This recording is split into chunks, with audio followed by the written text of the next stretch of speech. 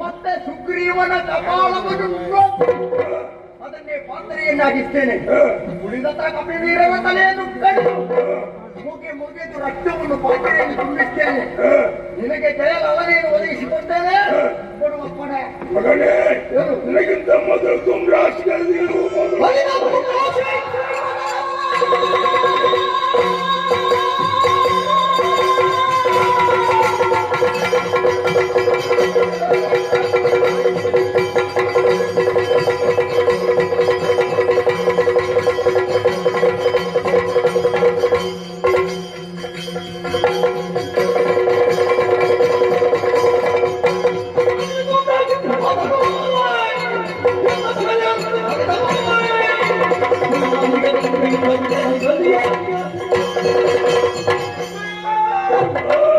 ಒಂದು ಕಾಲದಲ್ಲಿ ಲಂಕಾನಗರಿಯ ಮಹಾಸಭೆ ತುಂಬಿದ್ರು ಗೊತ್ತಾಯ್ತು.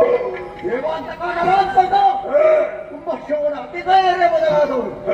ಆದ್ರೆ ಈಗ ನೋಡು ಬಡಿದೇ ಬಡಿದಾಗಿದೆ. ಧೂಮ್ರಾಕ್ಷ ಯವನಾಲಯವನ್ನು ಸೇರಿದ್ದಾನೆ. ಹೋಗಿ ಅವನಿಗೆ ವಿಚಾರಿಸ್ತೇನೆ. ಆ ಮೂಲಕವಾಗಿ ಧೂಮ್ರಾಕ್ಷರನ್ನು ಕೇಳುತ್ತೇನೆ. ಒಂದು ವೇಳೆ ಬಿಟ್ಟುಕೊಡುವುದಿಲ್ಲ ಎಂದಾದ್ರೆ ಆ ಯವನ ಪಾಶವನ್ನು ಕೇಳಿ ಅವನ ಹೊಣೆಗೆ ಪ್ರಯೋಗಿಸ್ತೇನೆ. ಆ ಮೂಲಕವಾಗಿ ಧೂಮ್ರಾಕ್ಷರನ್ನು ಪರಿಣಾತ ಈ ಲಂಕಾನಗರಿಯ ಮಹಾಸಭೆ ವಿಜೃಂಭಿಸುವ ಹಾಗೆ ನಾನು ಮಾಡ್ತೇನೆ. ನನಗೆ ಅದೆಷ್ಟು ವೀರರು ಬಂದು ನನಗೆ ಜಯವನ್ನು ನಾನು ಮಾಡಿಕೊಡ್ತೇನೆ ಎಂಬುದಾಗಿ ಹೇಳಿದವರಿದ್ದಾರೆ. ಇಷ್ಟರವರೆಗೆ ಜಯ ಅನ್ನುವುದಿಲ್ಲ. ಆದ್ರೆ ನಿನ್ನಲ್ಲಿ ಹೇಗೆ ಧೈರ್ಯ